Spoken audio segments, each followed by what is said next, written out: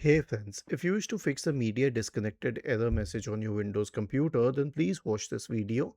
I will guide you through the resolutions. Now, before proceeding to the resolutions, you need to ascertain one thing, which is that the router should be working fine. And how would you do that? Try connecting the internet to your phone through the same router. This will confirm that the issue is with the computer and not with the router. And once you ascertain it, here's what you have to do. Switch off the router and computer, both the devices. Now, switch on the router, only the router, not the computer. Wait till the lights are stable. Once the lights are stable, switch on the computer. They should fix the problem in most of the cases. If not, then you will have to update the network drivers. And how will you do that?